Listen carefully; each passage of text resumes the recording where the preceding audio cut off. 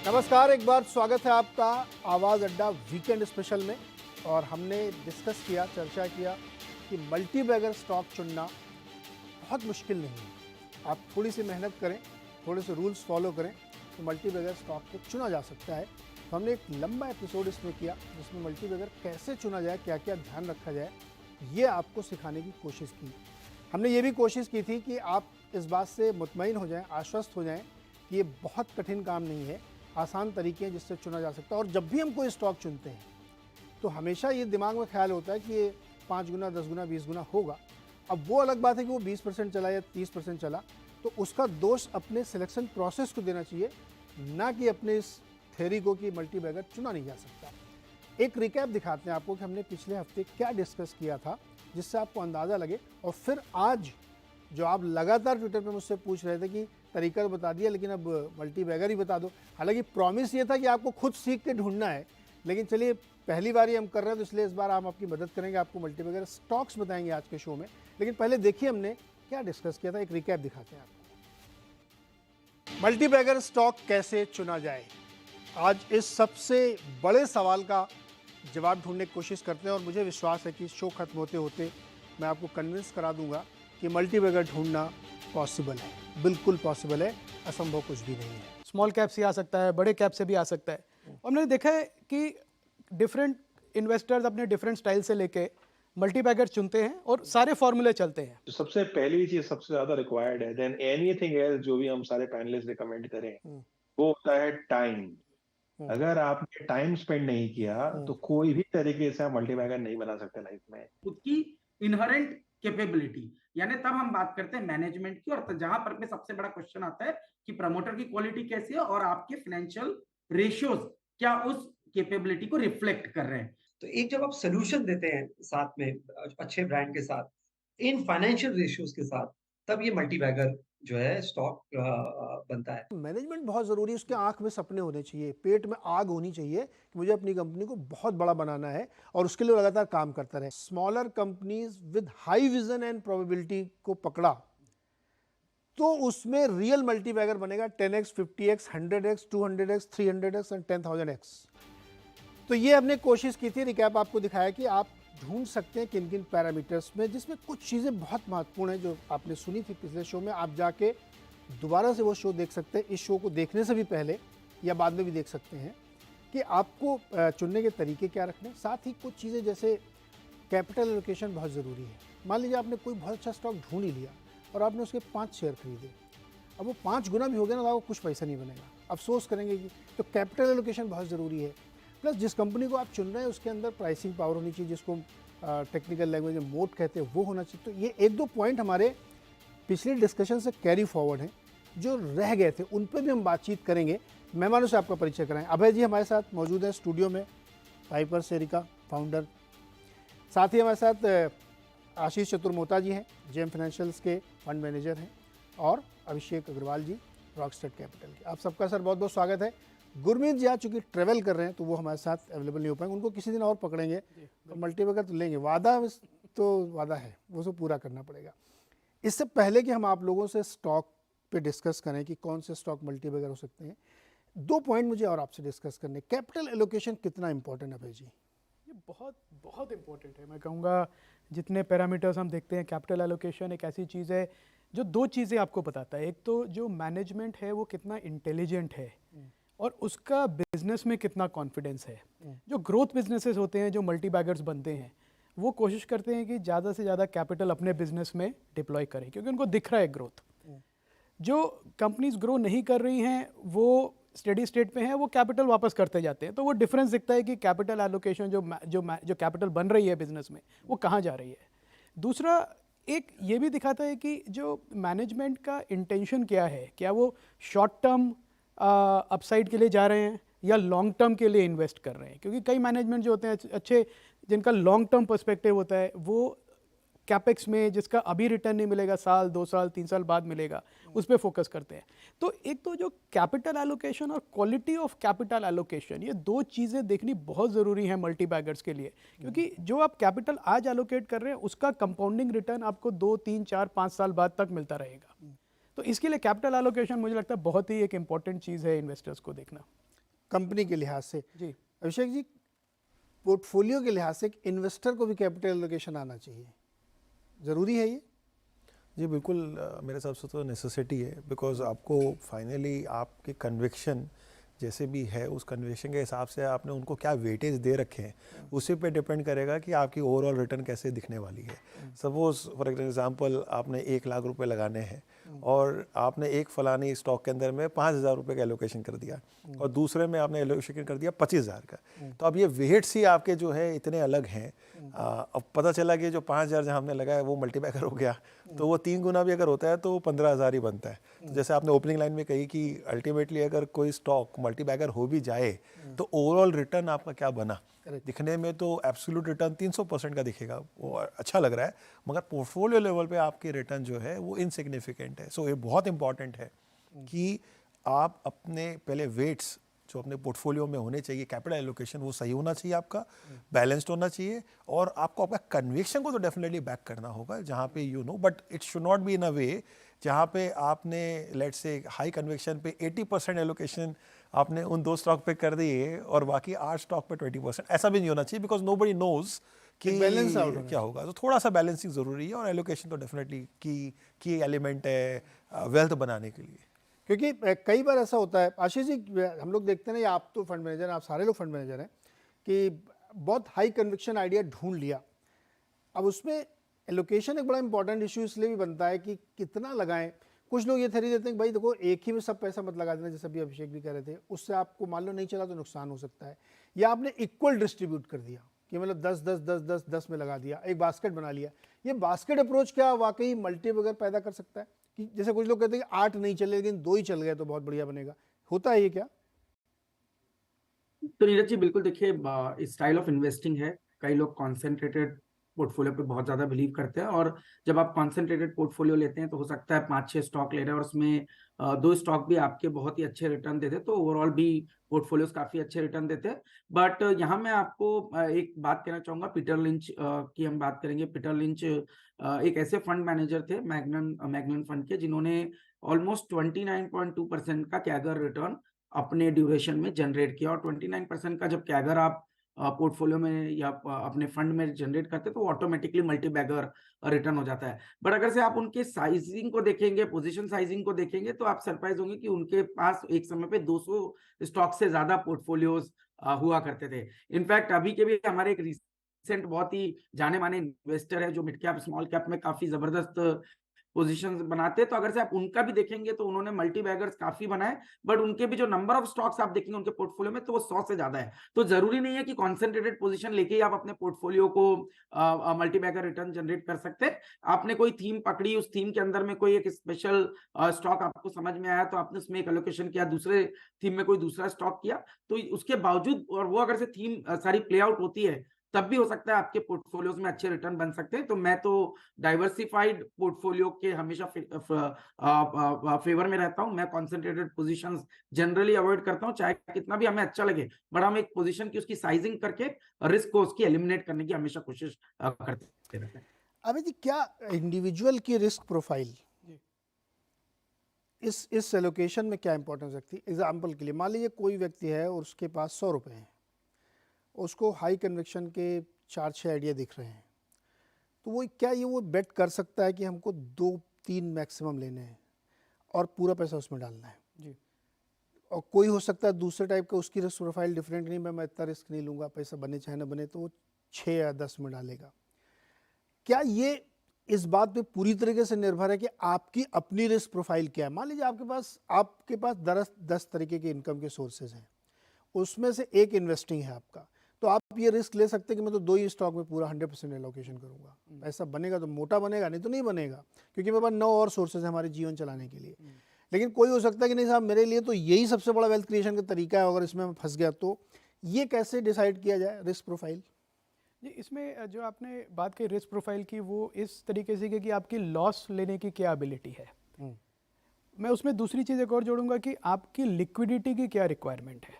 क्योंकि आपने अगर 100 रुपये आज लगाए कि आपको मालूम है कि मुझे अगले साल 50 रुपये चाहिए, किसी एक्सपेंस के, घर में शादी है, घर लेना है, बाहर घूमने जाना है, या आप कह रहे हैं कि नहीं अब मेरा ये जो है मैं इसको लंबे समय तक इन्वेस्ट कर सकता हूँ, तो आपकी रिस्क लेने की एबिलिटी ज़्यादा है, क्योंकि अब जो मार्केट की वॉलेटिलिटी है उससे आपको फ़र्क नहीं पड़ेगा। ऐसे आपने एक मिड कैप स्टॉक लिया, समझो वो करेक्शन में आ गया, पर आप डर के उसको बेच नहीं देंगे, या आप पे प्रेशर नहीं है कि उसको मुझे बेचना है साल भर में, तो आप उस हिसाब से अपना एक थोड़ा हायर रिस्क पोर्टफोलियो बना सकते हैं स्मॉल कैप कंपनीज में जाके, जो आपको मल्टी बैगर बनने की ज़्यादा संभावना है।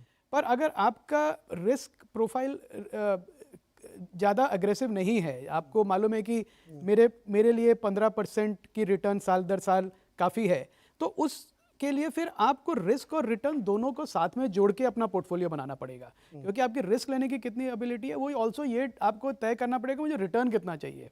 मतलब या तो आप कहें कि रिटर्न तो मेरे को इन्फिनिट चाहिए, इतना चाहिए कि मेरे को ही नहीं मालूम कितना चाहिए, फिर अब उसको उनको ये शोध होने की ज़रूरत नहीं है, पर जो चाहते हैं कि बैलेंस करके कि हाँ चलो मेरे को 20% रिटर्न बनाना है, या मेरे को 15%, 18%, 25%, तो उस हिसाब से वो अपना पोर्टफोलियो कंस्ट्रक्ट कर सकते हैं। थोड़े small caps, aggressive, large caps, mid caps बना के एलोकेट करके वो अपना एक बैलेंस पोर्टफोलियो बना सकते हैं। तो I think risk profile, return profile दोनों साथ में जाते हैं, और उसके साथ एक लिक्विडिटी प्रोफाइल, वो तीनों चीज़ें ज़रूरी हैं नीरज जी देखना। आप किस तरह से समझाते हैं अपने निवेशकों को कि भैया क्या प्रोफाइल बना के चलो?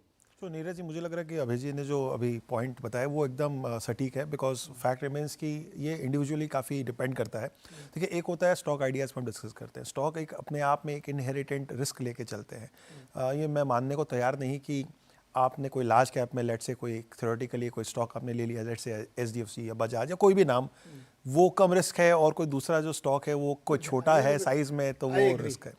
2020 के टाइम पे हमने देखा है कि प्रोमिनेंट से प्रोमिनेंट स्टॉक भी 50% से करेक्ट हो गए थे एक ही साल के अंदर में, जो कि unheard and probably never seen kind of है। तो मुझे लग रहा है कि स्टॉक स्पेसिफिक अगर आपने एक बार आपने मन बनाया कि मुझे लिस्टेड इक्विटी मार्केट में पोर्टफोलियो बनाना है, तो वो रिस्क तो आपकी बन गई है। अब मानसिक यही है कि भाई आपकी एलोकेशन आपको आपके रिस्क प्रोफाइल के हिसाब से और आपकी लिक्विडिटी के नीड के हिसाब से कैसे बनाना है। मैं हमेशा ये रिकमेंड करता हूँ कि चाहे आप मार्केट के पार्टिसिपेंट एज अ रिसर्च जिसकी है, या जिन्होंने एक्सपीरियंस गेन किया हुआ है, वो हो सकता है कि थोड़ा सा कॉन्सेंट्रेटेड बना सकते हैं अपना। जब मैं कॉन्सेंट्रेटेड कहता हूँ, मेरा मतलब है कम से कम 15 से 20 स्टॉक तो होंगे उनके पास। तो ये 2, 3, 4 स्टॉक वाली थियरी जो है वो मैं उसको सपोर्ट नहीं करता।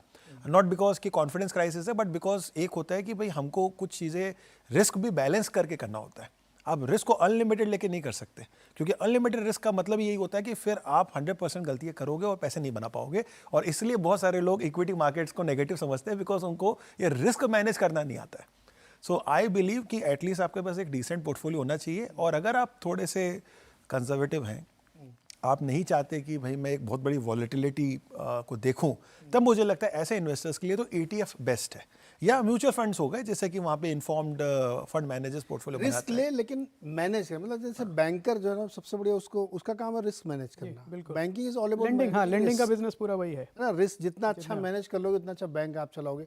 वैसी कुछ मेंटालिटी इन्वेस्टर की होनी चाहिए। तो 2 पॉइंट हमने इसलिए डिस्कस किए कि जब आप निवेश करने जाते हैं तो आपका अपना एलोकेशन कैसे आप करें, और प्लस आपकी अपनी रिस्क प्रोफाइल क्या है, ये आपको इंडिविजुअली जानना बहुत ज़रूरी है। अदरवाइज आप बहुत वेल्थ क्रिएट नहीं कर पाएंगे। अब ज़्यादा समय नहीं लेते हैं लोगों का पेशेंस टेस्ट हो रहा होगा कि ये लोग जो ज्ञान दे रहे हैं इसका कोई मतलब नहीं, काम की बात बताओ। तो सर काम की बात पहली क्या है जी? पहले मेरा डिस्क्लेमर है कि हम स्टॉक्स डिस्कस करेंगे, तो ये स्टॉक्स हमारे पोर्टफोलियो में भी हैं, बाय रिकमेंडेशन नहीं है। हमारा डिस्कशन हो रहा है कि मल्टी बैगर्स का कंटिन्यूएशन की तो उदाहरण है उसके, पर ये कंपनीज को हम जानते हैं तो इसलिए और पोर्टफोलियो में है, तो ये मैं डिस्क्लेमर लगाना चाहता हूँ। तो नीरज जी, मेरा एक फ्रेमवर्क से बात करूँ तो एक मैं ये देखता हूँ मल्टी बैगर डिसाइड करने के पहले कि इसमें साइज़ क्या है अभी कंपनी का उसका, क्योंकि एक लेवल पे कंपनी आ गई कि अपना बिजनेस प्लान उसने प्रूव कर दिया है, पर ग्रोथ कर्व पे अभी पूरी नहीं पहुंची है, मैच्योर नहीं हुआ है बिजनेस। अभी आप उसको पॉइंट A पे ले रहे हैं जहाँ पे वो पहुंचा है ये दिखा के कि मेरा बिजनेस अच्छा है, मैं कर सकता हूँ, मैंने डिस्ट्रीब्यूशन बना दिया है, मेरा प्रॉफिटेबल बिजनेस है और इस बिजनेस को मैं ग्रो करूँगा। तो मैं उस लेवल पे उस बिजनेस को कैच करना चाहता हूँ पॉइंट A पे। दूसरा फिर मैं देखता हूँ कि इसमें जो एग्जीक्यूशन कैसे होगा। ये तो हो गई बात कि आप पॉइंट A से पॉइंट B तक आप राइड करना चाहते हैं, पर आप वो रास्ता तय कैसे करेंगे। वो रास्ता तय करने के लिए 2 चीज़ें मैं देखता हूँ। एक जो है जो मैनेजमेंट है पहला स्टॉक भी बताइए, हाँ, पहला स्टॉक है उसी कॉन्टेक्स्ट में हम तो लोग। उसी कॉन्टेक्स्ट चलिए हम लेते हैं स्पंदना स्फूर्ति, माइक्रो फाइनेंस कंपनी है, लिस्टेड, मिड कैप कंपनी कह सकते हैं, मेरे ख्याल से शायद 7,000 करोड़ का मार्केट कैप होगा उसका।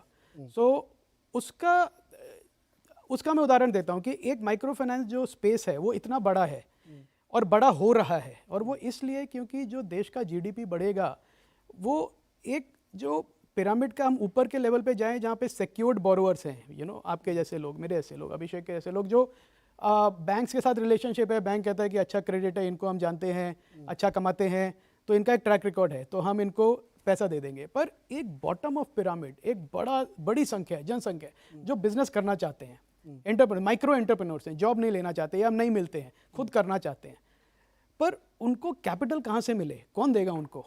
या तो अनऑर्गेनाइज सेक्टर में जाके जो हर गांव में साहूकार होते हैं उनसे लें और उनकी मनमर्जी से चलें, या फिर ये माइक्रो फाइनेंस कंपनीज जो हैं वो उनको सपोर्ट करें इन अ रेगुलेटेड एनवायरनमेंट। आरबीआई की रेगुलेटेड है, ये शैडो बैंकिंग नहीं है ये, तो आरबीआई रेगुलेट करता है, वो हर इनको ऑडिट करता है, इनका परफॉर्मेंस देखता है, मैनेजमेंट जो सीईओ है उसको अप्रूव करता है, तब ये कंपनीज आगे बढ़ती हैं।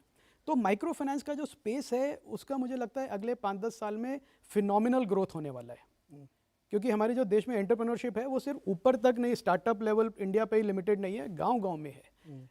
स्पंदना स्फूर्ति का मैनेजमेंट में मुझे इसलिए कॉन्फिडेंट है क्योंकि इससे बड़ा बिजनेस बना के आए हैं। 6 मैनेजर्स हैं जो बड़े, इंक्लूडिंग द सीईओ शलभ सक्सेना, वो भारत इंक्लूजन से आए हैं, जो इससे मेरे ख्याल से 3 या 4 गुना बड़ी कंपनी है, तो साइज देखा है उन्होंने। और ये कंपनी स्पंदना स्फूर्ति ऑलरेडी काफ़ी स्केल्ड अप है, 27 लाख कस्टमर इसके ऑलरेडी हैं, 10,000 करोड़ का एयूम है, अच्छा प्रॉफिट बनाते हैं, और 1600 ब्रांचेज हैं इनके पूरे देश में, 12,500 एम्प्लॉयज़ हैं। तो आप नंबर देखें तो पूरा बेस बन चुका है ग्रोथ के लिए। और इनका एक स्टेटेड विजन है जो इन्होंने कल शेयर किया था पब्लिक डोमेन में, अपनी बीएससी फाइलिंग में, एक्सचेंज फाइलिंग में, कि 28/28 की जो 10,000 करोड़ का एयूएम है उसको 28,000 करोड़ का बनाएंगे 5 साल में। तो 5 साल का विजन उन्होंने पूरा शेयर किया, उसमें कितना प्रॉफिट होगा, कितने कस्टमर्स होंगे, कितना एयूएम होगा, वो पूरा डिटेल में उन्होंने समझाया। तो मैं कहता हूँ आप एक पब्लिकली स्टेट कर रहे हैं अपना ऑब्जेक्टिव एज ए टीम, 13 लोगों की टीम वो बता रही है, तो मुझे लगता है वही एक कमेंडेबल स्टेटमेंट है कि आपने कहा मैं करूंगा। और उसकी प्रेमाइस इस बात पे है कि मार्केट बहुत बड़ा है, मार्केट बहुत बड़ा बढ़ रहा है और बढ़ रहा है जी, और धीरे धीरे ये ऑर्गेनाइज्ड हो रहा है जी बिल्कुल, जिसकी वजह से जो बहुत एक अनरेगुलेटेड या रिस्की प्रोफाइल होती थी वो आप कह रहे हैं कि कम हो रही है। वो कम हो रही है, जिसको आता है वो करना चाहिए, बिकॉज ये लेंडिंग का बिजनेस है, तो आपको पैसा देना है और लेना भी है वापस। लेना ज़्यादा जरूरी है, लेना ज़्यादा जरूरी है, तो आप देंगे कैसे? नहीं तो आप देते रह जाएंगे। दे तो देंगे अपनी जेब से वापस भी बिल्कुल। चाहिए। तो शलभ ने कल वही बात बोली जो उन्होंने बोला कि ये बिजनेस ऐसा है, पूरा प्रोसेस ओरिएंटेड है, इसमें ज़्यादा सोचने की जरूरत नहीं है आपको। आपने एक बार डिसाइड कर लिया ये मेरा प्रोसेस है, तो सारे 12,500 एम्प्लॉइज को उसी प्रोसेस को फॉलो करना है, ना लेफ्ट देखना है ना राइट देखना है। ओके, ये प्रोसेस ओरिएंटेड बिजनेस उन्होंने बनाया है ये, तो और वो चल रहा है। और आरबीआई का आप रिसेंट गाइडेंस देखिए जो उन्होंने बैंक्स को दिया, रिस्क वेट्स बढ़ाए, जो फिनटेक की जो अनसिक्योर्ड लेंडिंग है, तो आरबीआई नहीं चाहता कि अनरेगुलेटेड प्लेयर्स अनसिक्योर्ड क्रेडिट के मार्केट में आए। करेक्ट। तो वो ये चाहते हैं कि जो रेगुलेट करता है आरबीआई या माइक्रो फाइनेंस है या एनबीएफसी है या बैंक्स हैं, वही ये बिजनेस करें और डायरेक्टली करें, खुद करें। परफेक्ट। तो स्पंदना स्फूर्ति माइक्रो फाइनेंस और विजन उन्होंने बता दिया कि कितना बड़ा ये कर सकते हैं। उसका बेसिक प्रमाइस ये है कि अनलिमिटेड मार्केट है जिसमें ये आगे बढ़ने की ग्रोथ अपॉर्चुनिटीज़ देख रहे हैं, और प्रोसेस ड्रिवन बनाया और टेक्नोलॉजी का इस्तेमाल करते हुए, जिससे कि लीकेज या ह्यूमन बायस मिनिमम हो, और इसको ये फॉलो करेंगे। तो ये होगा पहला स्पंदना स्फूर्ति। चतुर्मुता जी, आपका पहला कौन सा है जो आपको लगता है कि बहुत अच्छा रिटर्न फ्यूचर में देगा? तो नीरज जी, हम पहले तो डिस्क्लोजर है कि जो स्टॉक की हम बात कर रहे हैं वो हमारे पोर्टफोलियो के अंदर में है, एक डिस्क्लोजर, स्टैंडर्ड डिस्क्लोजर।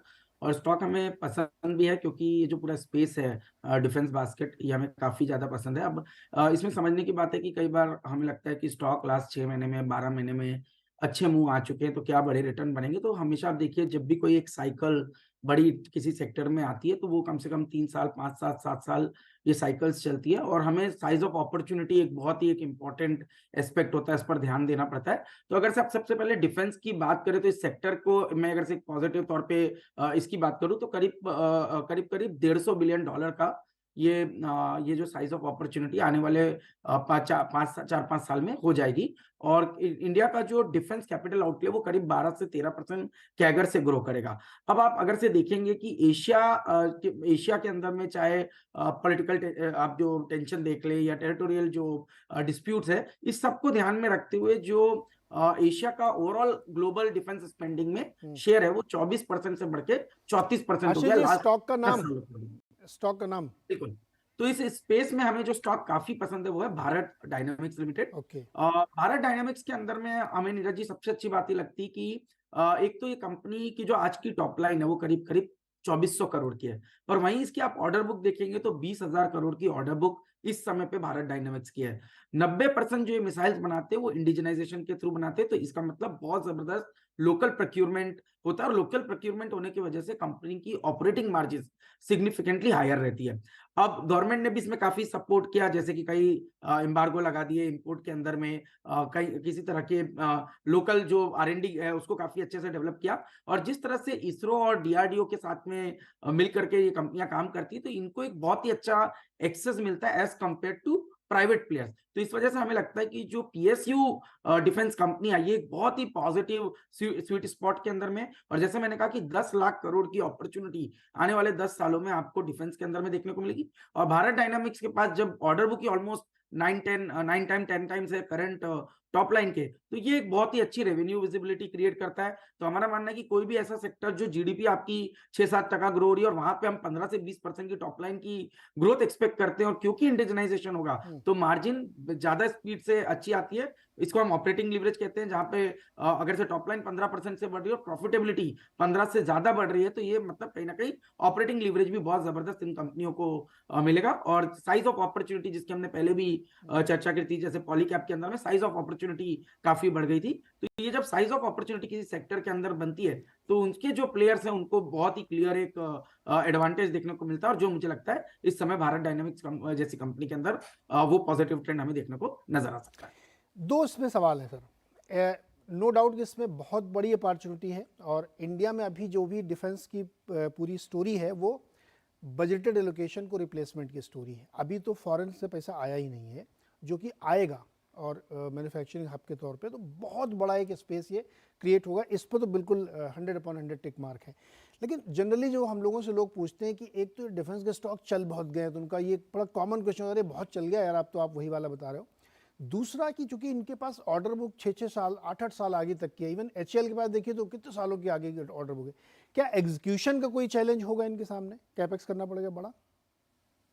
नहीं, देखिए एग्जीक्यूशन के चैलेंजेस तो जब इतनी बड़ी ऑर्डर बुक होती है, और आप देखिए सेमीकंडक्टर के इश्यू हो सकते हैं, कई बार आप देखेंगे कोई क्रिटिकल कंपोनेंट है जिसके अंदर में सप्लाई डिसरप्शन आ सकता है, और इसी को कहीं ना कहीं सॉल्व करने की कोशिश कर रहे हैं। जब हम इंडिजिनाइजेशन की बात करते हैं तो आज 90% मिसाइल्स इंडिजिनाइजेशन के थ्रू ये लोग कर पा रहे हैं, तो ये एक बहुत ही पॉजिटिव, और इसीलिए तो साइज अपॉर्चुनिटी बन रही है। आप देखिए अगर से नीरज जी किसी कंपनी में या किसी सेक्टर में कोई चैलेंज नहीं होगा तो वहां पर पे तो सारी चीजें क्रिस्टल क्लियर है, तो मल्टीपल्स भी उस चीज को रिफ्लेक्ट आपको हमेशा करेंगे। अब आप देखिए जब मैं एक छोटा सा एग्जांपल लूंगा पॉलीकैप का जब IPO आया तो उसका PE मल्टीपल था 10 का, और जैसे जैसे साइज ऑफ अपॉर्चुनिटी बढ़ने लगी मार्केट ने आज उसी को 52 का PE मल्टीपल किया। तो जब मल्टीबैगर बनेंगे तो दो चीज तो बनेंगी, एक कि PE का जबरदस्त एक्सपांशन हो, और दूसरा EPS में सिग्निफिकेंट अमाउंट ऑफ ग्रोथ हो।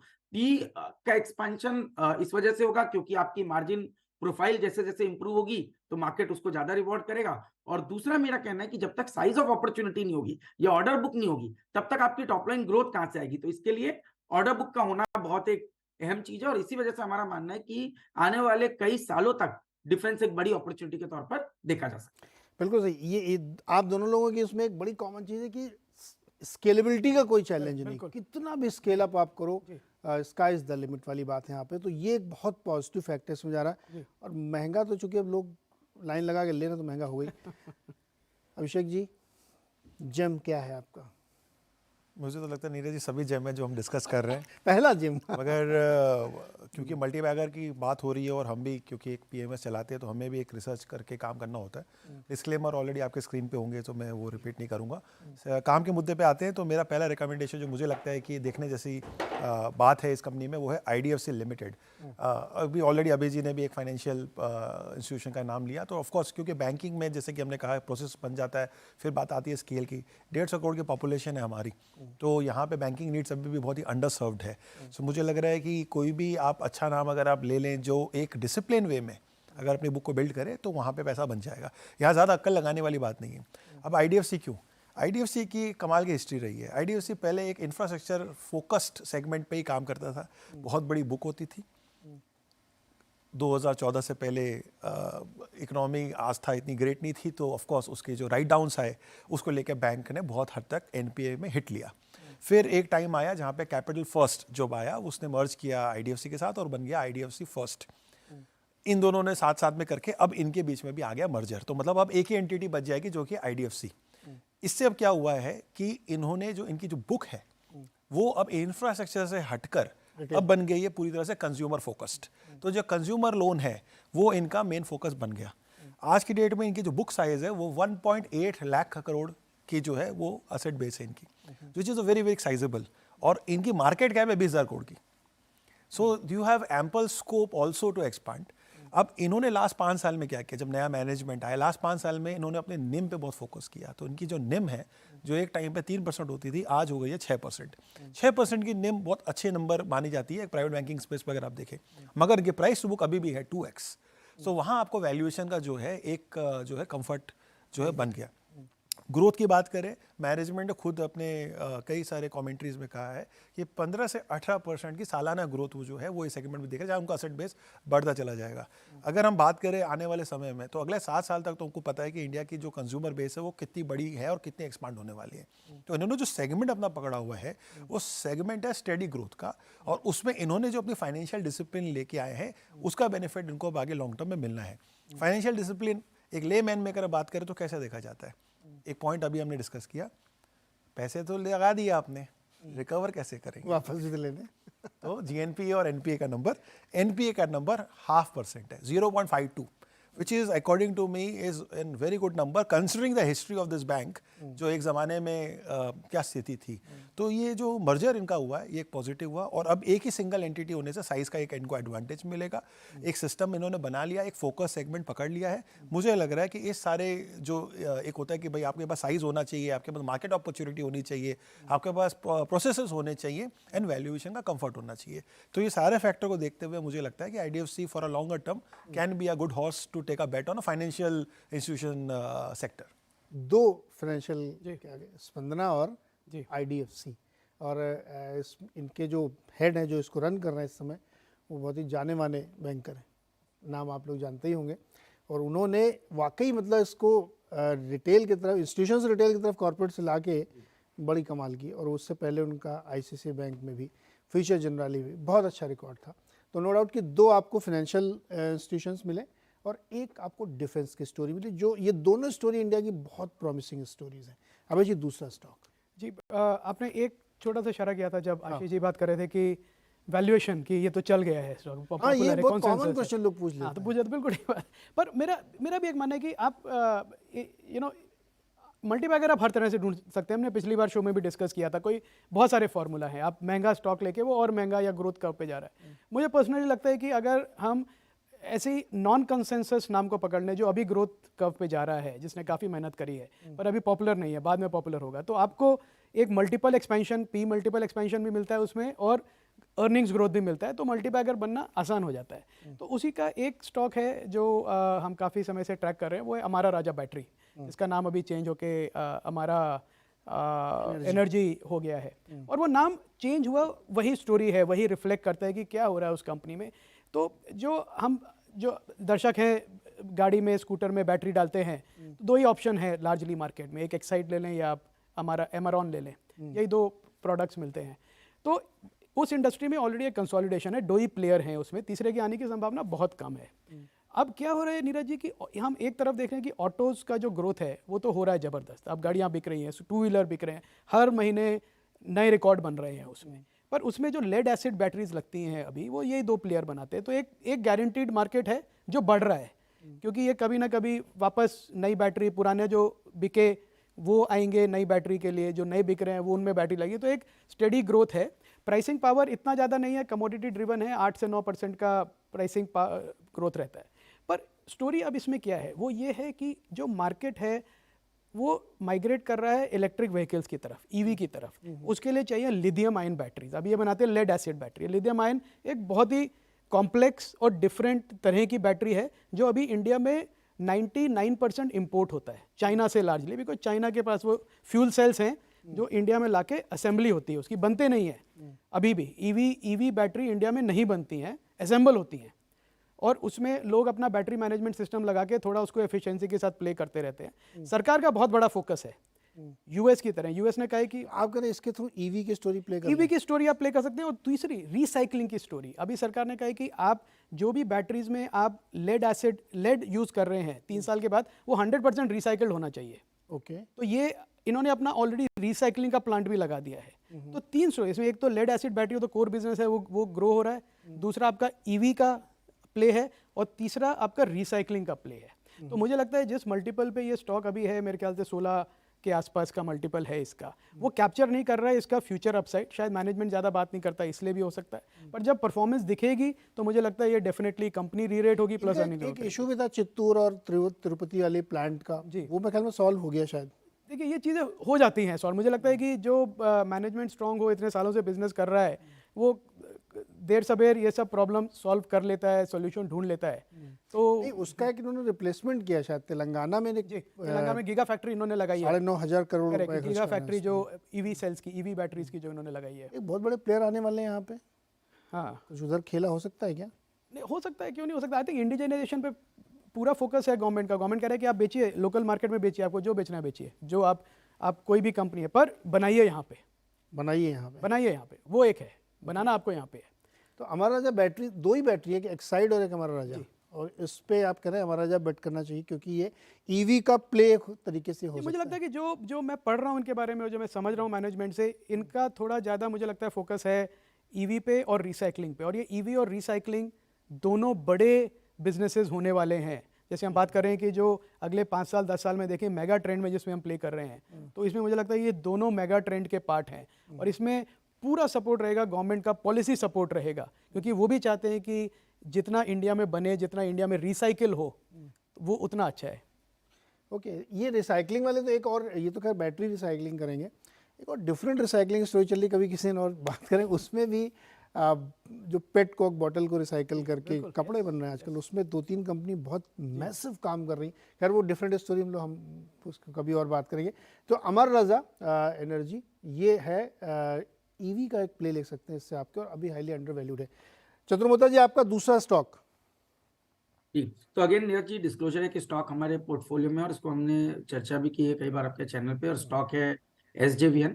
तो हमें काफी पसंद है पूरी जो पावर की थीम है, क्योंकि सबसे पहले पावर में अगर से आप ऐसे देखें तो हमारा ये मानना है कि जो 424 गीगावाट की आज की कैपेसिटी है, डबल होने वाली है, ऑलमोस्ट 775 गीगावाट हम बाय 2030 हो जाएंगे। बट इसके अंदर जो मेजर कॉन्ट्रीब्यूशन है वो आ रहा है रिन्यूएबल एनर्जी का, और जो आज करीब 178 गीगावाट है, और इवेंचुअली 500 गीगावाट की कैपेसिटी रिन्यूएबल एनर्जी से हम क्रिएट करने की बात कर रहे हैं, जिसका मतलब है सालाना करीब 17% कैगर से ये कैपेसिटी आपकी ग्रो होने वाली है रिन्यूएबल एनर्जी की। अब इसके अंदर में काफी प्लेयर्स हैं जो काम कर रहे हैं, चाहे वो SJVN हो, या हमने कुछ कंपनीज की बात की थी दूसरे भी सेगमेंट में, पर SJVN हमें इसलिए पसंद है क्योंकि आज SJVN की जो इंस्टॉल कैपेसिटी है वो करीब 2.1 गीगावाट है, और ये इनका ये मानना है कि 2030 तक ये कैपेसिटी हो जाएगी 12 गीगावाट, और by 2040 it will be 25 gigawatt. तो आप बात कर रहे हैं कि जो साइज है वो कम से कम 6 गुना या 12 गुना इनकी कैपेसिटी एडिशन करंट लेवल से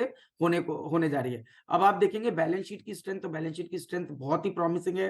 कैश करीब 1000 करोड़ की लिक्विडिटी इनके पास हमेशा अवेलेबल रहती है, तो एक बहुत ही स्ट्रॉन्ग बैलेंस शीट है। एक रेगुलेटेड बिजनेस है, तो जिसकी वजह से स्टेडी कैश फ्लो बना रहता है, और साथ ही साथ रिन्यूएबल एनर्जी के अंदर में जो ग्रोथ आउटलुक है उसकी वजह से से हमें लगता है कि बहुत ही बढ़िया आपका जो रिस्क रिवॉर्ड है करंट लेवल्स पे भी काफी फेवरेबल है। अब हमारा ऐसा मानना है कि ये जो पूरा सेगमेंट है, चाहे इसके अंदर आप एनटीपीसी की बात करें, एसजेवीएन की बात करें या पूरे पावर सेक्टर की बात करें, तो क्योंकि यहाँ पर पे अगेन फिर साइज ऑफ अपॉर्चुनिटी की मैं बात कर रहा हूँ कि आप बात करें 178 गीगावाट 500 गीगावाट की तरफ जाना है, तो इसके अंदर में public sector undertakings again will play a very very big role, क्योंकि इनकी बैलेंस शीट एक तो काफी अभी स्ट्रांग है, सेकंड एक्सेस जब ये लोन को करते हैं या डेट को करते हैं तो इनकी cost of funding private players के सामने काफी लो रहती है, ऑलमोस्ट 100-150 बेसिस पॉइंट का कॉस्ट में फर्क आता है। तो जब लो कॉस्ट पे इनको फंडिंग मिलती है तो पावर जैसे बिजनेस के अंदर में तो ये बहुत ही पॉजिटिव मार्जिन को इम्पैक्ट करता है। और जैसा मैंने कहा कि आप देखिए पावर की पीक जो शॉर्टेज है वो जबरदस्त थी। अभी कुछ समय पहले एक डेटा आया जिसमें अगस्त के महीने में ऑलमोस्ट हमने देखा था कि 240 गीगावाट का पीक इलेक्ट्रिसिटी डिमांड था, और इसका मतलब उस समय पे 11 गीगावाट की पीक शॉर्टेज थी डिमांड की, जबकि यही नंबर आप कभी फाइनेंशियल ईयर 22 में देखें तो ये मात्र 2 गीगावाट का पीक शॉर्टेज था। इसका मतलब है जो रैपिड इंडस्ट्रियलाइजेशन हो रहा है, डिमांड बढ़ रही है, और जिस तरह से काफी सारे फैक्टर्स जो है वो ये क्लियरली इंडिकेट कर रहे हैं कि पावर की जो डिमांड है वो सिग्निफिकेंटली ग्रो होने वाली है। और जब आप हम बात करें कि इंडिया को $5 ट्रिलियन 10 ट्रिलियन डॉलर इकोनॉमी होना है, तो ये बिना इंडस्ट्रियलाइजेशन के नहीं होगा और बिना पावर के ये ग्रोथ पॉसिबल नहीं है। तो हमें लगता है बड़ी रीरेटिंग पूरे पावर सेक्टर के अंदर में देखने को नजर आ सकती है। ये एक ऐसा सेक्टर ना अभय जी कि करंट गवर्नमेंट ने जो सबसे बड़ा काम किया है इस पावर सेक्टर में वो बहुत ही अनरेड है, लोगों ने पढ़ा नहीं, उसको समझा नहीं। और जब REC PFC डबल ट्रिपल हो गए तब लोगों को समझ में आया कि कुछ तो हो रहा है इस सेक्टर में। NTPC मल्टीबैगर हो गया तब लोगों को समझ में आया। इसमें क्या हुआ, मैं ये दर्शकों के लिए बता रहा हूँ।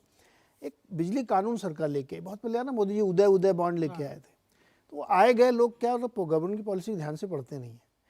पावर एक्ट इतना स्ट्रॉन्ग रिफॉर्म है इंडिया में कि 3 सेगमेंट होते हैं पावर के। एक पावर प्रोड्यूसर है, एक डिस्ट्रीब्यूटर है जिसमें जेनको या स्टेट गवर्नमेंट को ले लीजिए, तीसरा कंज्यूमर है। 2 को चेक कर दिया इस पावर एक्ट ने। डिस्कॉम को कोई नुकसान नहीं हो सकता और जेनको को कोई नुकसान नहीं हो सकता है। नुकसान जो झेलना ना वो स्टेट गवर्नमेंट झेले, जिसको फ्री में देना है वो फ्री में दे, जैसे मर्जी वैसे दो, इनका नुकसान नहीं होगा। हेल्प करने के लिए आपको उदय बॉन्ड दिए गए।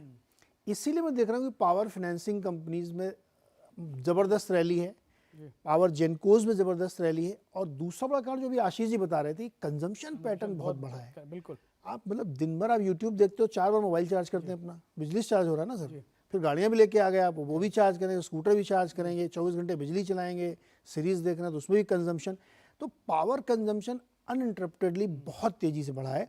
उसके बावजूद ये तो अगस्त से बता रहा है, अगस्त जी, सितंबर में पावर ड्रॉप था पूरे देश में। सितंबर में पावर शॉर्टेज थी, इसलिए भी कुछ जेनसेट वाली कंपनियां चलती हैं, बिल्कुल चलती हैं। सो पावर की स्टोरी एक्चुअली बहुत बड़ी है। और उसमें ग्रीन पावर जो आप लेंगे, अब देखें ना इरेडा को, देख लिया 100 रुपए का स्टॉक हो गया। इरेडा की स्टोरी तो बहुत डिफरेंट है, अभी समय नहीं, ज़्यादा नहीं तो बताते। इरेडा B2C में चली गई है। वो कुसुम योजना के तहत रूफटॉप को फाइनेंस करेंगे। वो कह रहा मैं आपकी स्कूटी फाइनेंस करूंगा। बीच में कोई बॉडी होगी, डायरेक्ट नहीं करेंगे वो, बीच में कोई एजेंसी होगी, उसको वो पैसे देंगे, वो आपको स्कूटी के लिए फाइनेंस करेगा। डायरेक्टली फाइनेंस भाई इरेडा। तो इरेडा का स्टॉक क्यों 100 रुपये हो गया, उसके पीछे थ्योरी डेफिनेटली आज बहुत महंगा दिख रहा होगा, लेकिन आप 10 साल बाद देंगे तो आपको लगेगा वो सही समय था। तो खैर ये स्टोरीज इसलिए बीच बीच में आपको बता रहे हैं क्योंकि ये पावर सेक्टर में बहुत बड़ा रिफॉर्म सरकार ने किया है। उसका फ़ायदा SJVN और NHPC 20-30 रुपए में डिकेट्स गुजारे इन्होंने। अब वो चीज़ बदली क्योंकि गवर्नमेंट ने पॉलिसी चेंज की। अभिषेक जी आपका तीसरा स्टॉक। दूसरा नीरज जी, ये बात तो फैक्ट है कि देखिए जहाँ पे गवर्नमेंट की फोकस आएगी उस जगह पे आपको हमेशा दिखेगा कि एक बहुत बड़ी रैली आएगी। क्योंकि साइजिंग की बात आ जाती है, पॉलिसी फ्रेमवर्क की बात आ जाती है, आपको एक छूट मिल जाती है, कई बार इंसेंटिव में होता है, या कई बार आपको एक तरह से ऐसे स्ट्रक्चर कर देते हैं जहाँ पे आपको पे बैक आपकी फास्ट हो जाती है, because they want to grow that industry faster. उसी पार्ट को लेके जैसे कि चर्चा चल रही है, कहीं पावर है, कहीं ईवी है, तो ईवी को ही लेके आप थोड़ा आगे बढ़ते हैं क्योंकि इस चैप्टर को पूरी तरह से कंप्लीट करना है हमें।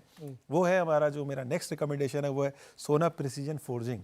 अब आपने बैटरी तो ले ली ईवी में, पर बैटरी से चलनी नहीं है ना, आपको मोटर, गियर, सेंसर वो सब कुछ देंगे।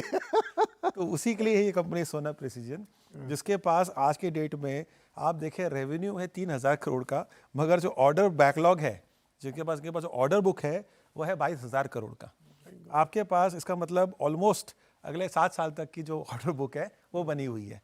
और जब ऐसा कोई सिनेरियो आता है नीरज जी जहाँ पे आपके पास ऐसी विजिबिलिटी रेवेन्यू की आती है तो 100% स्टॉक महंगा दिखेगा।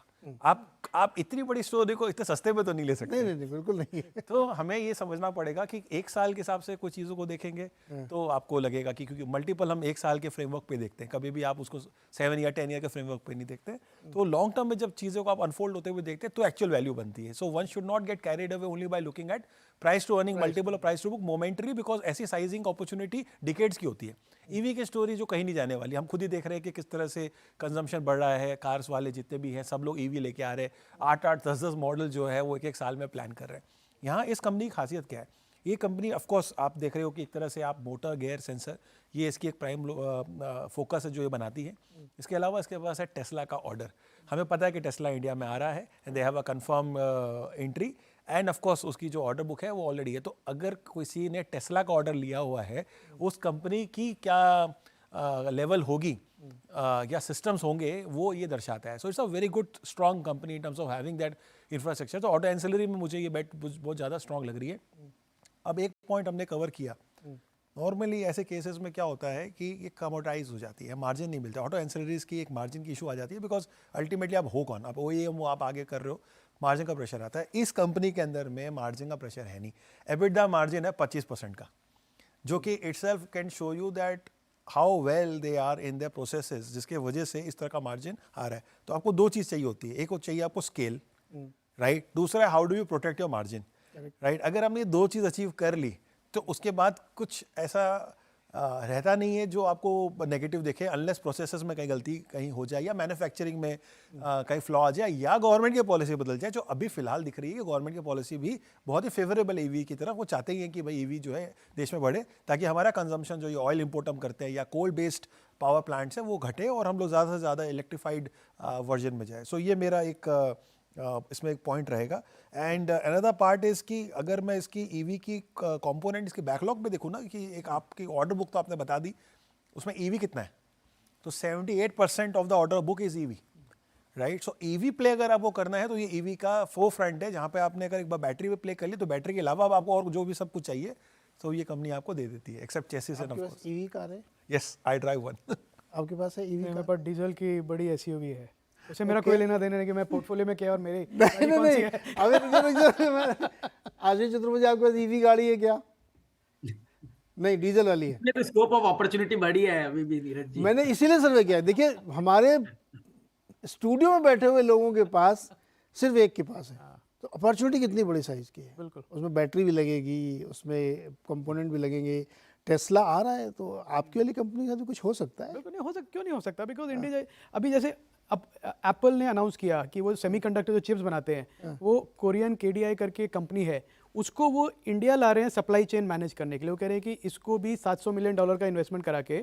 सो एप्पल जैसी कंपनी जब आई, अब वो पूरा अपना सप्लाई चेन इकोसिस्टम इंडिया में डेवलप कर रहे हैं। करेक्ट। तो ये जो बड़े सारे ब्रांड्स आएंगे, सैमसंग है, पैनासोनिक है, जो भी हैं, वो सब आके, जो सुजुकी आया था पहली बार गाड़ी का, तो उन्होंने क्या किया था, सबसे पहले इंडिया में ही तो ये सोना, जैसे अभिषेक ने कहा, ये इनका जेनेसिस क्या है, ये कंपनी तब बनी जब ये सप्लायर्स बने सुजुकी के, जब सुजुकी लॉन्च हुई। तो इस तरह ये बड़े जो कंपनीज आएंगे यहाँ पे, तो इसके साथ पूरा इंडियन इकोसिस्टम बनेगा, इकोसिस्टम बनेगा, और वो बहुत बड़ी अपॉर्चुनिटी है इन्वेस्टर्स के लिए। तो साइज का तो कोई इशू ही नहीं है, आपको खाली अच्छी अच्छी चीज़ें ढूंढनी है। छोटा सा एक ब्रेक लेते हैं। ब्रेक पे जाते हुए आपको अगेन ये डिस्क्लोजर बता दें कि हम लोग जो भी कुछ यहाँ पे डिस्कस कर रहे हैं उसके लिए आप प्लीज़ अपनी रिसर्च भी करें।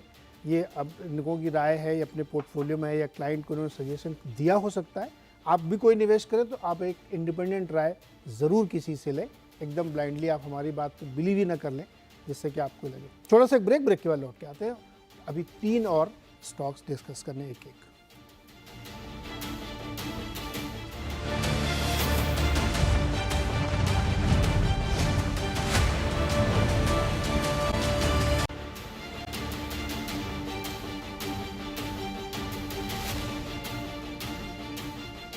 स्वागत है एक बार फिर से आपका इस खास चर्चा में, जहां हम मल्टी बैगर आइडेंटिफाई करने की कोशिश कर रहे हैं। हमने अब तक आपको 6 स्टॉक डिस्कस करके बताए कि मल्टी बैगर हो सकते हैं।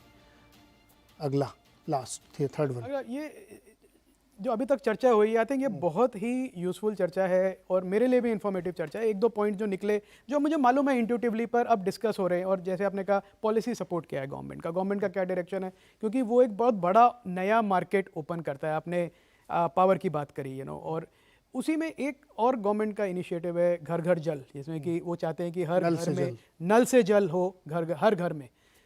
और ये कैसे होगा नीरज? ये होगा जब एक पाइप्स हैं जो ओरिजिन से म्यूनिसिपैलिटी लाके आपके घर तक लाए, फिर आप घर में प्लम्बिंग करें कि आपके घर में फिर नल लगे, वहाँ से पानी। तो पूरा एक हार्डवेयर लगता है इसके साथ में, और उसके लिए चाहिए तो मेरा जो कंपनी जो मेरा पिक है वो है अपोलो पाइप्स।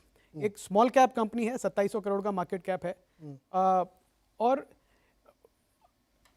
छोटा प्लेयर है उस इंडस्ट्री में बड़े प्लेयर्स हैं, सुप्रीम है, अपना एस्ट्रल है, और 2-3 प्रिंस पाइप्स हैं, बड़े प्लेयर्स हैं। बिल्कुल। तो उसमें पर मुझे लगता है अपॉर्चुनिटी स्पेस इतना बड़ा है कि आपको इरिगेशन के लिए पाइप्स चाहिए, आपको घर के लिए रेसिडेंशियल चाहिए, आपको इंफ्रास्ट्रक्चर के लिए पाइप्स चाहिए, और ये प्लास्टिक पाइप्स हैं जो हर कंपनी नहीं बना सकती। एक टेक्नोलॉजी इन्वॉल्व है इसमें।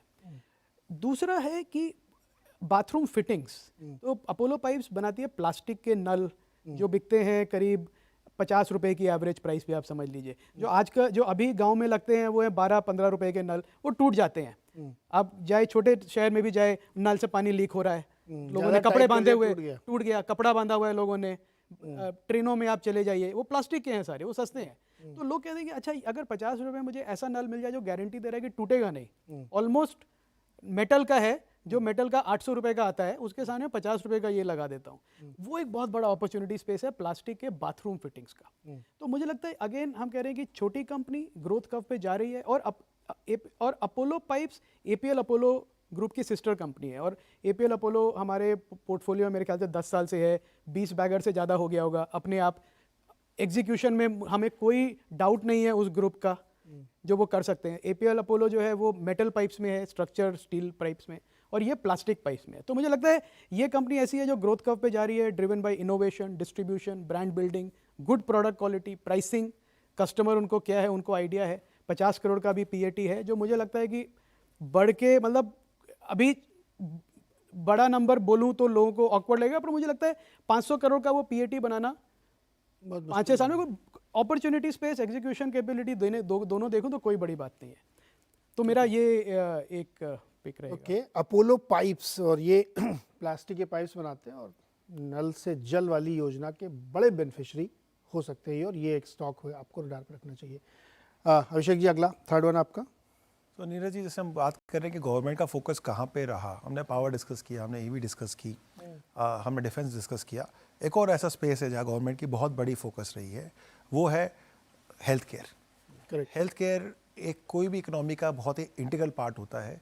आयुष्मान भारत जो उनकी स्कीम इन्होंने जिस तरह से लॉन्च करके इन्होंने जो उसको सक्सेस बनाया, ये बिल्कुल प्रोमिनेंस दिखाता है कि गवर्नमेंट सिर्फ बातें नहीं करती है, बल्कि उस तरह से उन्होंने उनका काम भी किया। अब इस मामले में इन्होंने क्या अच्छा काम किया, इन्होंने एक प्राइवेट पब्लिक पार्टनरशिप वाला जो मॉडल जो हमेशा गवर्नमेंट बातें करती थी, उसको रियली इन्होंने इफेक्टिव ली। तो जो स्टॉक मेरा यहाँ पे मैं रिकमेंड कर रहा हूँ वो है कृष्णा डायग्नोस्टिक। यहाँ पे इन्होंने गवर्नमेंट के साथ एक पार्टनरशिप कर रखी है, जहाँ पे इनके पास एक लॉन्ग टर्म कॉन्ट्रैक्ट्स है, जहाँ गवर्नमेंट की जो हॉस्पिटल्स है वहाँ पे ये अपना low cost diagnostic solution provide करें। अब फाइनली डायग्नोस्टिक को लेके कई बार पास्ट में बहुत सारे कंसर्न्स दिखे, क्योंकि भाई मार्जिन हो रहा है और कॉम्पिटिशन है। जब आप गवर्नमेंट के साथ आप जब टाई अप कर लेते हैं तो उसके नीचे की कोई कॉस्टिंग हो ही नहीं सकती, क्योंकि वो रॉक बॉटम कॉस्टिंग पे होता है। वहाँ पे आपको मिलता है वॉल्यूम, बिकॉज गवर्नमेंट हॉस्पिटल्स के अंदर में आपको दिखते हैं फुटफॉल्स। हम सब यहाँ पे कभी ना कभी कोई ना कोई डायग्नोस्टिक सर्विस प्रोवाइडर को यूज़ करते हैं, बट उधर की फ्रीक्वेंसी हमारे पे डिपेंड करती है कि हम उनको कब बुला रहे हैं। इनके केस में जब आप गवर्नमेंट के साथ टाई अप है तो वहाँ पे उनके यहाँ पे डेली फुटफॉल है, तो उसकी वजह से जो इनके पास जो कॉन्ट्रैक्ट है जो 2 से 3 साल आगे फॉरवर्ड के हैं, उससे इनकी रेवेन्यू विजिबिलिटी जो है वो बहुत स्ट्रॉन्ग है। मैनेजमेंट गाइडलाइंस के बेसिस पर अगर हम बात करें तो इन्होंने 30% का रेवेन्यू गाइडलाइंस ग्रोथ में दिया है, जो अगले 2 साल तक ये मेंटेन करेंगे, क्योंकि इनके पास ऐसे ऑलरेडी 2-3 कॉन्ट्रैक्ट्स है। राजस्थान गवर्नमेंट के साथ इनकी ऑलरेडी बात चल रही थी, जो अभी तक फुट नहीं हुई। आई एम प्रीटी श्योर अभी जो सरकार जिस तरह से बनी है और बीजेपी की सरकार आई है, तो वहाँ पे कुछ पॉजिटिविटी हमें देखने को मिल सकती है, जो कि अगेन इस ग्रोथ को और बढ़ा देगा। मार्जिन को लेके बहुत बार कंसर्न्स आते हैं, इनके फॉलिंग इस सेक्टर के जो है काफ़ी फॉलिंग मार्जिन्स रहे।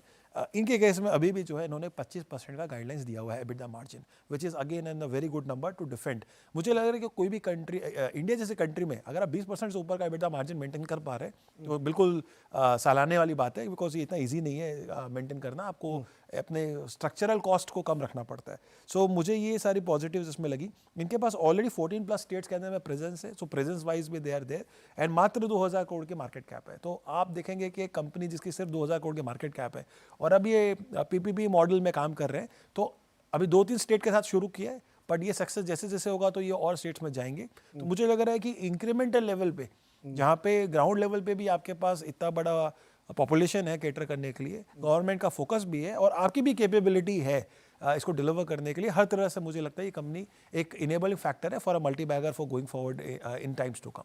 इसमें भी स्केलेबिलिटी ज़बरदस्त, मेरे ख्याल में। एक बात और ऐड करना चाहूँगा इसमें इसके फेवर में कि मैं पढ़ रहा था कि एक एक्सपेक्टेशन है कि आयुष्मान भारत की जो लिमिट है वो 5 लाख रुपए से बढ़ के 10 लाख रुपए कर दी जाएगी। तो अगर वो हुआ और वो ज़्यादा 90% जो आयुष्मान भारत के जो यूसेज है वो सरकारी अस्पतालों में है, करेक्ट, तो उसका पूरा बेनिफिट इस कंपनी को मिल सकता है। No doubt. और इसमें भी स्केलेबिलिटी का है, मेरे ख्याल में 90% लोग अभी साल में एक बार भी अपना हेल्थ चेकअप नहीं कराते हैं। धीरे धीरे ये प्रैक्टिस में आ रहा है, तो प्राइवेट सरकारी सब तरह से मिला के ये स्पेस बहुत ग्रो करने वाला है। चतुर्वेदा जी, आपका आखिरी स्टॉक।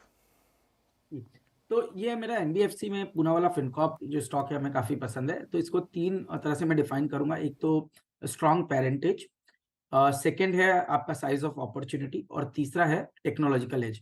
अब जहां तक के स्ट्रॉन्ग पेरेंटेज की बात है तो हम जानते हैं कि पूनावाला ग्रुप जो है वो अब इसके प्रमोटर है, और क्योंकि अब इतने स्ट्रॉन्ग पेरेंटेज की वजह से इनको जो इनकी क्रेडिट रेटिंग है वो काफी स्ट्रॉन्ग है, जिसकी वजह से कॉस्ट ऑफ फंड्स काफी लो है। और आप जानते हैं एनबीएफसी या बैंकिंग बिजनेस में पैसा जो है वो एक तरीके का रॉ मटेरियल है, और जितने सस्ते पे ये रॉ मटेरियल आपको मिलेगा उतना अच्छा आपकी मार्जिन्स रह सकती है। तो ऑब्वियसली पूनावाला फिनकॉर्प का जो ईएम है वो हार्डली 20-21 हजार करोड़ का है, बट उसके बावजूद भी क्योंकि एक स्ट्रॉन्ग पेरेंटेज होने की वजह से जो कॉस्ट ऑफ फंड्स है वो काफी लो है, because of strong credit quality. दूसरी चीज है आपकी साइज ऑफ अपॉर्चुनिटी। तो हम जो बात करें फॉर्मलाइजेशन ऑफ क्रेडिट या एमएसएमई के अंदर में एक बहुत ही जबरदस्त आने वाले कई सालों तक के एक क्रेडिट ग्रोथ स्ट्रांग रहने की संभावना बन रही है। और जो पिरामिड में आप देखेंगे ज्यादा से ज्यादा एमएसएमईज आ रहे हैं और जो फॉर्मल क्रेडिट को एक्सेस करेंगे उसका भी एक बहुत बड़ा बेनिफिट इस तरह की एनबीएफसीज को देखने को मिलेगा। तो उसमें मुझे लगता है पूनावाला फिनकॉर्प को एक बहुत बड़ा अपॉर्चुनिटी है, जिसकी वजह से करीब 35 से 40% की सालाना ग्रोथ आने वाले 3 से 4 साल तक तो एटलीस्ट आपको इस कंपनी के अंदर में देखने को मिल सकती है। और तीसरी चीज जैसे मैंने कहा कि फिनटेक कंपनी है, तो स्ट्रॉन्ग टेक्नोलॉजिकल एज इसलिए क्योंकि एक फिनटेक कंपनी के तौर पे तो फिनटेक के साथ में लो कॉस्ट ऑफ फंड ये एक बहुत ही डेडली कॉम्बिनेशन होगा, और उसमें भी एक स्ट्रॉन्ग पेरेंटेज। तो हमने देखा था किस तरह से बजाज फाइनेंस ने पिछले 10 सालों में एक बहुत बड़ी वेल्थ अपने इन्वेस्टर्स के लिए कमा के दी। मुझे लगता है उसी तरह का एक बहुत ही अच्छा कॉम्बिनेशन कहीं ना कहीं पूनावाला फिनकॉर्प में बन रहा है, जहां 35 से 40% के अगर हम ईएम में ग्रोथ की बात कर रहे हैं, रिटर्न ऑन एसेट्स की आप एग्जिट रिटर्न ऑन एसेट्स की बात करें तो 5% का आरओए ये कंपनी बनाने की बात कर रही है। निम्स ऑलमोस्ट 9 से 10% की निम इस कंपनी के अंदर में रहेगी। और जो थोड़ी देर पहले अभिषेक बात कर रहे थे एनपीए, तो वो बहुत ही इंपॉर्टेंट है देखना। तो अगर से आप देखेंगे Q1 फाइनेंशियल ईयर 23 में जो नेट एनपीए है वो मात्र 0.95% था। तो बिलो 1% के एनपीए के नंबर्स ये एक बहुत ही बढ़िया कहीं ना कहीं अच्छा कॉम्बिनेशन है। और जैसे कि इन्होंने अपने विजन 2025 में कहा कि ये 3 टाइम्स ग्रोथ करेंगे अपने ईएम को। तो मुझे लगता है कि ये सारी चीजें इस कंपनी के लिए बहुत ही वेल पोजिशनड है। आप अगर से थोड़ा सा होल्डिंग को भी देखें तो प्रमोटर इस समय करीब करीब 62% ओन करते हैं, और एफआईआई और डीआईआई मिला के करीब करीब 13% की होल्डिंग है। इसके मतलब एक इंस्टीट्यूशनल होल्डिंग भी काफी अच्छी इस कंपनी के अंदर बनती नजर आ रही है। तो ये इस पूरे स्पेस में, और जो एनबीएफसी है जो खास तौर पे जैसे मैंने कहा एमएसएमई के अंदर बड़ी ग्रोथ मिलेगी, तो जैसे अभी थोड़ी देर पहले स्पंदना की बात हो रही थी, मुझे लगता है उसी तरह से पूनावाला फिनकॉर्प भी एक लॉन्ग टर्म ट्रेजेक्टरी में काफी पसंद हमें नजर आता है। ओके, तो ये टोटल 9 स्टॉक्स हम लोगों ने डिस्कस किए। अमर राजा एनर्जी, अपोलो पाइप्स, स्पंदना स्फूर्ति, अभय जी के, आशीष के भारत डायनेमिक्स, एसजेवीएन और पूनावाला फिनकॉर्प, अभिषेक के हैं आईडीएफसी, सोना बीएलडब्ल्यू और कृष्णा डायग्नोस्टिक्स। ये स्टॉक आपको भविष्य में अच्छा रिटर्न दे सकते हैं। खुद भी आप इसमें ज़रूर पढ़िए, मैं आप हमेशा सजेस्ट करता हूँ कि आप अपनी खुद की स्टडी करिए, इनको देखिए, समझिए, पढ़िए, परखिए, जो हम लोग चर्चा कर रहे हैं उसको सुनिए और फिर कोई आप इसमें फैसला लीजिए। डिस्क्लोजर आपके सामने हम लोग कई बार दिखाया है कि आप इसको लेने से पहले डेफिनेटली अपने फाइनेंशियल एडवाइज़र से एक राय ज़रूर ले लें। सर बहुत बहुत शुक्रिया, और हमने अपना वादा पूरा किया कि जो मल्टीवैगर हमने सिखाया था वो हमने उनको बता भी दिया कि भाई देखो कुछ एग्जाम्पल ही हैं। अभी थोड़ी मेहनत ये लोग भी करें ना, कुछ और भी ये लोग ढूंढ के हम लोगों को सजेस्ट करें यार इस पर भी थोड़ी बात करो। तो फिलहाल आज के लिए इतना ही। बहुत बहुत शुक्रिया आप सबका हमारे साथ जुड़ने के लिए और ये शो देखने के लिए। ऐसे ही और दिलचस्प आइडियाज़ पे हम लोग बातचीत करेंगे किसी और थीम पे। जैसे मैं एक सोच रहा था किसी दिन मैं PSUs पे शो करूँगा, एक ये PSU स्टॉक क्यों चल रहे हैं इतना। आज के लिए फिलहाल इतना ही। बहुत बहुत शुक्रिया।